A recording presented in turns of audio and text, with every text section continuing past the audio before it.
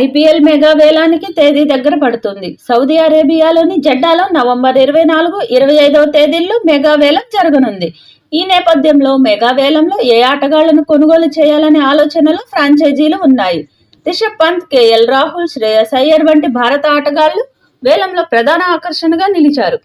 ఈ ముగ్గురికి కాసుల వర్షం కురిపించడం ఖాయమని క్రికెట్ విశ్లేషకులు అభిప్రాయపడుతున్నారు.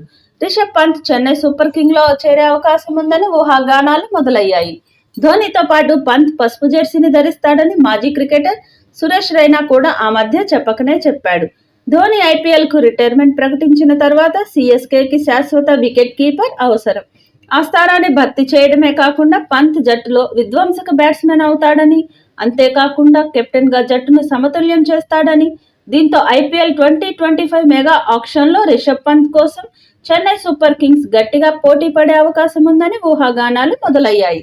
అయితే సిఎస్కే 5గురిని రిటైన్ చేసుకోగా ఆ ఫ్రాంచైజీ దగ్గర మిగిలింది 55 కోట్లు మాత్రమే. ఈ సొమ్ముతో 18 నుంచి 19 మంది ఆటగాళ్లను సిఎస్కే కొనుగోలు చేయవలసి ఉంటుంది.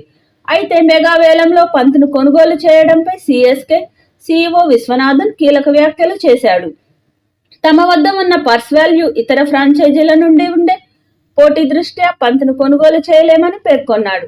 అయితే పంత్ కోసం పోటీలోకి వస్తామని, కానీ అతడిని దక్కించుకుంటామని చెప్పలేమని తెలిపాడు. రుతురాజ్ గైక్వాడ్ 18 కోట్లు, మదీషా పదిరన 13 కోట్లు, శివం దుబే 12 కోట్లు, రవీంద్ర జడేజా 18 కోట్ల రూపాయలకు రిటైన్ చేసుకుంది. ధోనీని అన్క్యాప్డ్ ప్లేయర్ లిస్టులోకి చేర్చింది.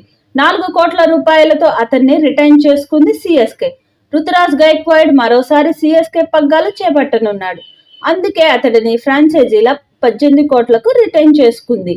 మెగా వేలంలో పంజాబ్, సిఎస్కే, ఆర్సీబీ జట్లు అతడిని తీసుకోవడానికి భారీ మొత్తం వెచ్చించేందుకు సిద్ధంగా ఉన్నాయని తెలుస్తోంది.